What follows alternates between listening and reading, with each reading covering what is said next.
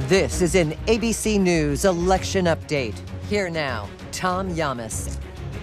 And welcome to ABC News Live. We are coming on the air because Bernie Sanders is addressing the media for the first time following a disappointing performance last night in several primaries, including losing the state of Michigan.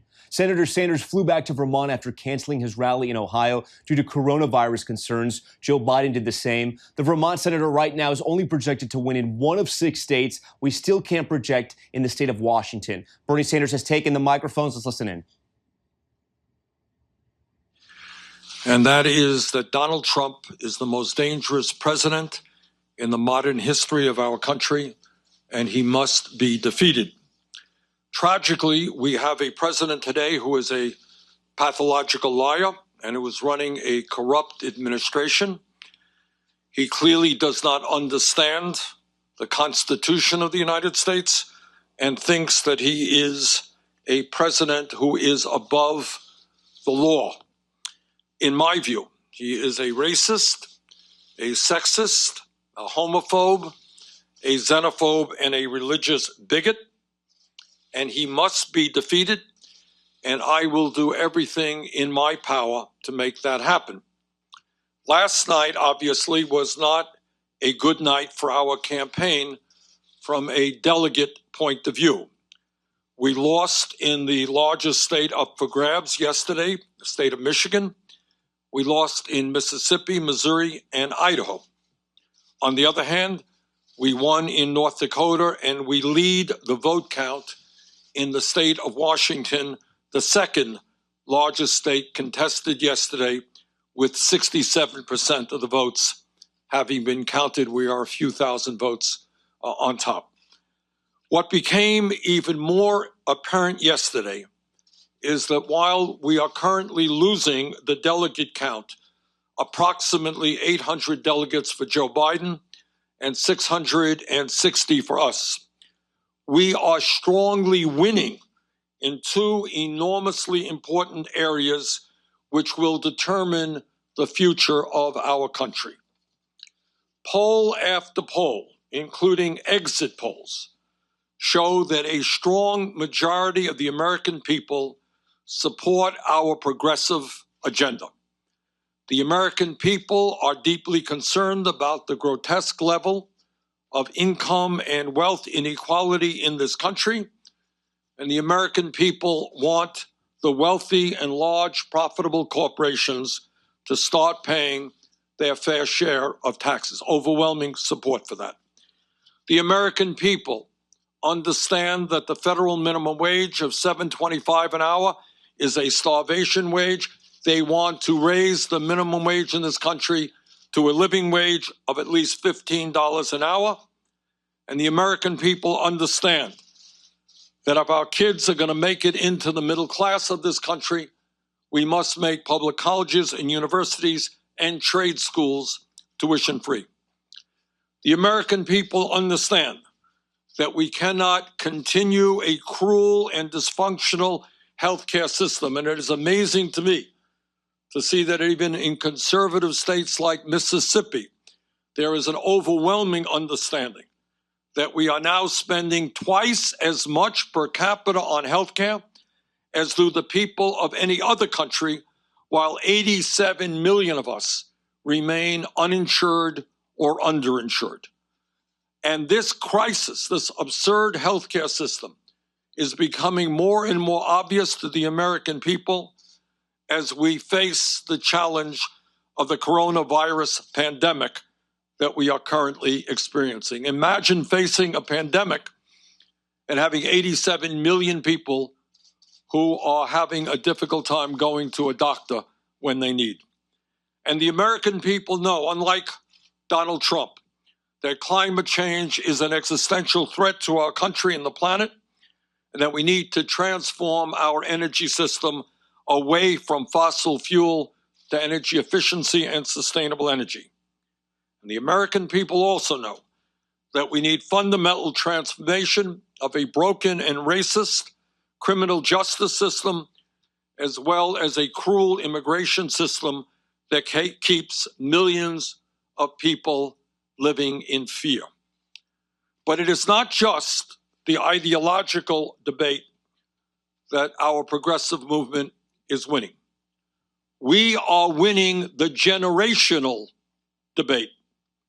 While Joe Biden continues to do very well with older Americans, especially those people over 65, our campaign continues to win the vast majority of the votes of younger people. And I am talking about people not just in their 20s, but in their 30s and their 40s. The younger generations of this country continue in very strong numbers to support our campaign. Today, I say to the Democratic establishment, in order to win in the future, you need to win the voters who represent the future of our country, and you must speak to the issues of concern to them. You cannot simply be satisfied by winning the votes of people who are older. While our campaign has won the ideological debate, we are losing the debate over electability. I cannot tell you how many people our campaign has spoken to who have said, and I quote, "I like what your campaign stands for. I agree with what your campaign stands for, but I'm going to vote for Joe Biden because I think Joe is the best candidate to defeat Donald Trump." End of quote. We have heard that statement all over this country. Needless to say, I strongly disagree with that assertion. But that is what millions of Democrats and independents today believe. On Sunday, I very much look forward to the debate in Arizona with my friend Joe Biden. And let me be very frank as to the questions that I will be asking Joe. Joe, what are you going to do for the 500,000 people who go bankrupt in our country because of medically related debt? And what are you going to do for the working people of this country and small business people who are paying on average 20% of their incomes for health care? Joe, what are you going to do to end the absurdity of the United States of America being the only major country on earth where health care is not a human right? Are you really going to veto a Medicare for all bill if it is passed in Congress? Joe, how are you going to respond to the scientists who tell us we have 7 or 8 years remaining to transform our energy system before irreparable harm takes place to this planet because of the ravages of climate change? Joe, at a time when most young people need a higher education to make it into the middle class, what are you going to do to make sure that all of our people can go to college or trade school regardless of their income? And what are you going to do about the millions of people who are struggling with outrageous levels of student debt? Joe, at a time when we have more people in jail than communist China, a nation 4 times our size, what are you going to do to end mass incarceration and a racist criminal justice system? And what are you going to do to end the terror that millions of undocumented people experience right now because of our broken and inhumane immigration system? Joe, what are you going to do about the fact that we have the highest rate of childhood poverty of almost any major country on earth, and are living with the fact that 500,000 people tonight are homeless and 18 million families are spending half of their income to put a roof over their heads? Joe, importantly, what are you going to do to end the absurdity of billionaires buying elections and the 3 wealthiest people in America owning more wealth than the bottom half of our people? So let me conclude the way I began. Donald Trump must be defeated, and I will do everything in my power to make that happen. On Sunday night, In the first one-on-one debate of this campaign, the American people will have the opportunity to see which candidate is best positioned to accomplish that goal. Thank you all very much. Okay, we've just been listening to Senator Bernie Sanders, who has made it very clear he is staying in this race and looking forward to debating Joe Biden on Sunday. He also laid out his game plan, essentially, his strategy, and what he's going to ask Joe Biden, specifically on the issues of poverty, immigration, health care, criminal justice reform, and the environment as well. He also highlighted the two groups of voters that he is doing well with, even though he is losing the delegate count right now by I think, at this point, 200 delegates or more. He says he's still winning with his progressive agenda, and he's still winning with younger voters. I want to bring in Rick Klein right now, our chief political director. And Rick, sort of a stunning speech there from Senator Sanders. He laid out his strategy for the debate and essentially saying he's going to stay in this race to hold Joe Biden's feet to the fire. Joe, what are you going to do about it? It sounds like he is essentially laying out a strategy where he is going to be questioning Joe Biden far more than debating Joe Biden. You didn't hear, Tom, in what he just said there, any kind of path forward. You didn't hear any kind of delegate math or any kind of sugarcoating. In fact, you heard an admission that they are losing the electability argument and they are falling behind in delegates. Instead, it appears like he will use that first one-on-one forum of this long campaign to try to press Joe Biden on issues that are of concern to younger voters and of concern to the progressive left. That is not a strategy to win a primary campaign, obviously. It is a strategy to try to influence the debate. It may also be a strategy to try to influence Joe Biden's mind as he moves forward, as he moves toward becoming the almost certain nominee, when he chooses a running mate, when he fills out the rest of his team. Maybe there are policy promises he's looking for, maybe there are concessions there, but he laid all his cards on the table and said that on Sunday night, he wants to ask Joe Biden a series of tough questions, almost as if he'll be a moderator of the debate rather than a participant. Rick, it's sort of, it builds the drama for this debate, but it also gives Joe Biden sort of a leg up. Joe Biden can do his homework and make sure he has the answers to Bernie's questions. And it's going to be interesting here because there are moderators at that debate, but it sounds like Bernie Sanders wants to be the moderator on Sunday night. Yeah, we've never seen that before. And obviously the trick for Biden at that debate will be to do no harm, doing no harm to himself electorally.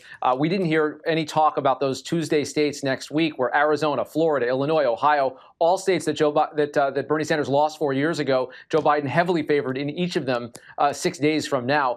The other challenge, I think, is for Joe Biden not to sound condescending, patronizing, dismissive of any of the ideas that Bernie Sanders brings. But yes, he has a playbook now that's been laid out. If Bernie Sanders stays true to what he says he will do in a few days' time on Sunday night in Arizona with no crowd present because of the coronavirus fears, he can parry anything that Bernie Sanders says and maybe embrace a couple of ideas to show some good faith with the left. Yeah, that dynamic without a live audience is going to be interesting. All right, Rick, we thank you for that. I want to go to Mary Alice Parks, our deputy political director. She's covered Senator Bernie Sanders now for more than 4 years.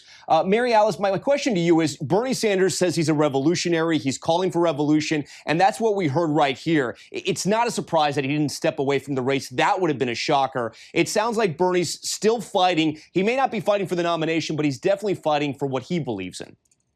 And fighting for change within the Democratic Party. You heard Senator Sanders say that he thought the Democratic Party needed to pay more attention to what young voters are asking for and pay more attention to the issues. He pointed out the exit polls from a state like Mississippi, the most conservative state probably to vote so far in this primary election, where even a majority of Democratic voters told exit pollsters that they were in favor of Bernie Sanders' signature health care plan. So you can see these few sort of glimmers of hope on the issues and on the age breakdown that he is gleaming onto, sticking to, and wants the Democratic Party to take notice of. I've heard a lot of progressive organizers put it to me this way. They think that Joe Biden's message of, and they say this in a very mocking tone, mind you, his message of Make America 2015 again is just not going to cut it in a general election.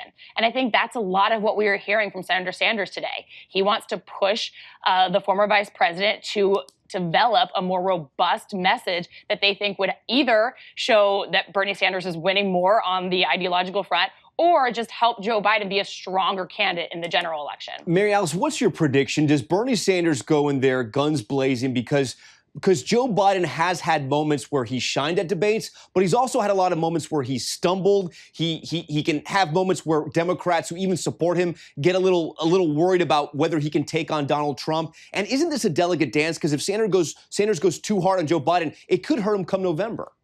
Yeah, I think that that's exactly right. I think the senator's probably hearing it from both sides.